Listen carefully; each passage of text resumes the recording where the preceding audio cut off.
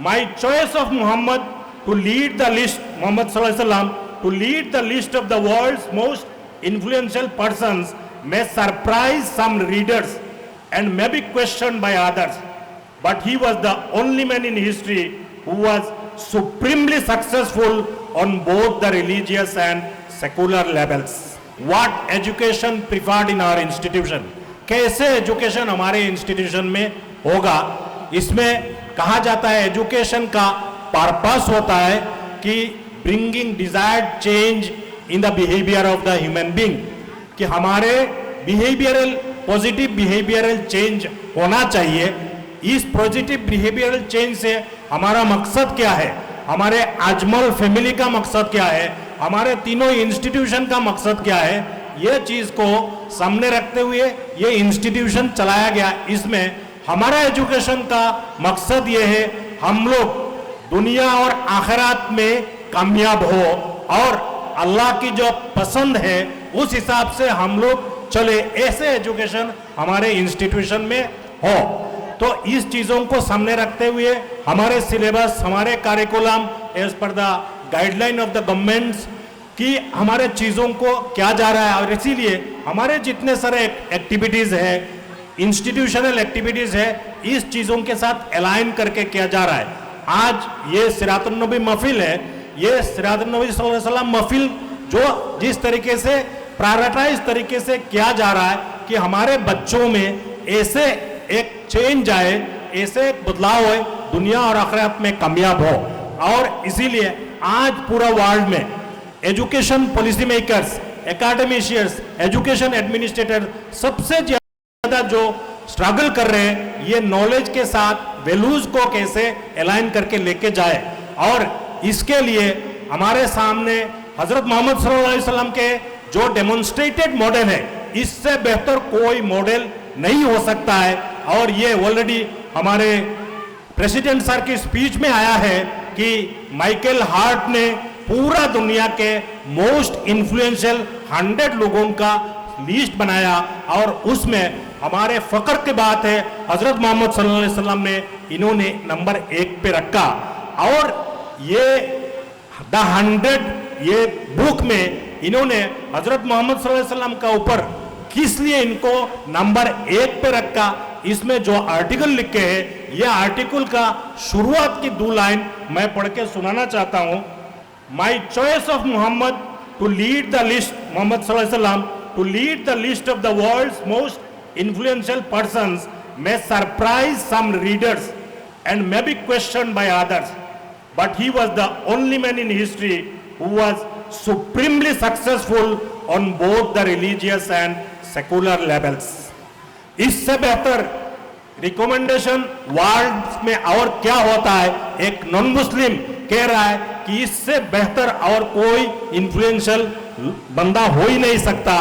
और ये तो अल्हम्दुलिल्लाह हमें बिलीव है, it is a part of our ईमान कि none other human being better than हजरत मोहम्मद सल्लल्लाहु अलैहि वसल्लम।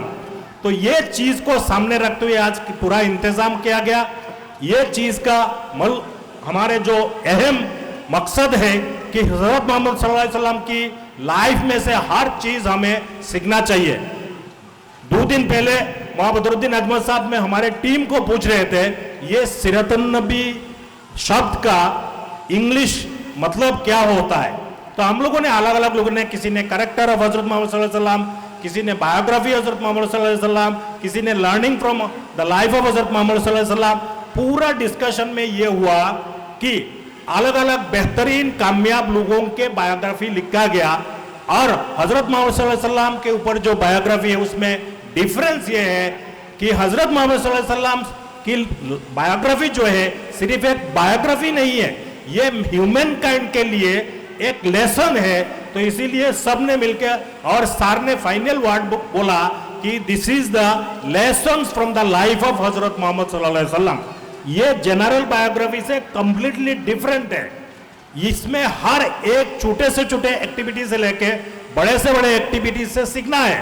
पूरा स्टेट को कैसे चलाया जाता है, फैमिली में हर किसी के साथ कैसे इंसाफ किया जाता है, समाज में हर किसी के साथ कैसे इंसाफ किया जाता है, everything been perfectly demonstrated in the life of Hazrat Muhammad sallallahu alaihi wasallam. हमारे बच्चों को ये जानना चाहिए, सीखना चाहिए, अमल में लाना चाहिए. इसीलिए ये बहुत बेहतरीन और शान और शौकत से ये प्रोग्राम हम लोग अरेंज किया जा रहा है. I must be thankful and grateful to the entire team of Markazul Maarif, to our revered trustee Badruddin Ajmal Sahab for prioritising this initiative. हमारे हजरत मोहम्मद सल्लल्लाहु अलैहि वसल्लम के लाइफ के छोटे छोटे चीजों पर all over the world research हो रहे और अजीब अजीब आउटकम निकल के आ रहा है. सिर्फ एक चीज मैं कह के मेरा बात खत्म करूंगा. 2016 में नोबेल अवार्ड दिया गया था मेडिसिन में, और एक ये नोबेल अवार्ड मिला था वेशिनरी वशुमी बोल के एक जापानीज को, और इनको एक रिसर्च पर अवार्ड दिया गया था. इन्होंने बोला था कि मैंने कैंसर कम होने का तरीका निकल पाया, और इन्होंने ये नोबेल कमेटी के सामने ये रखा गया, और उसमें ये फाइंडिंग आया कि अभी कैंसर बहुत ज्यादा हो रहे हैं. कैंसर कम होने का जो रिसर्च में फाइंडिंग आया कि कोई बंदा अगर दिन में 10 से 12 घंटा भूखा रहता है और 20 से 25 दिन तक ऐसा करता है, तो उसका शरीर में जो डेड सेल्स है, जो सड़े गले पार्ट्स है, वो बॉडी खा जाती है. इसको ऑटोफेगी कहते हैं. ये ऑटोफेगी के ऊपर इनको नोबेल अवार्ड दिया गया. और ऑटोफेगी का यही है कि जब आप 10-12 घंटा भूखा रहते हो और 20-25 दिन तक ऐसा करते हो, उनका फाइंडिंग है ऐसे करने से बहुत हद तक कैंसर की बीमारी कम हो जाते हैं. और ये प्रैक्टिस इन्होंने पाया, और अल्हम्दुलिल्लाह हम लोग पूरा उम्मत के लिए अल्लाह सुब्हान व तआला से हजरत मोहम्मद सल्लल्लाहु अलैहि वसल्लम के जरिए से हमारे लिए रोजा फर्ज है.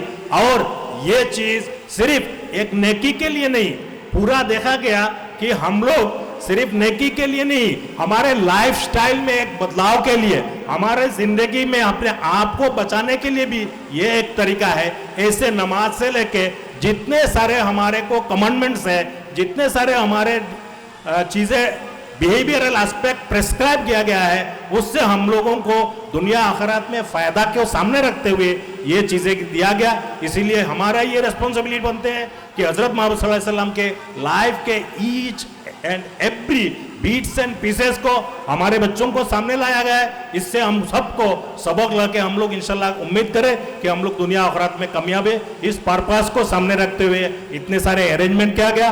आप लोग इसमें जिस तरीके से पार्टिसिपेशन किया है, I must be thankful and grateful to everyone, and my special gratitude to the guests from Mumbai. They have taken up so much troubles to come down to Hujai, and they have graced our occasion. With these few words, I must conclude here. Thank you so very much. Jazakallah khair.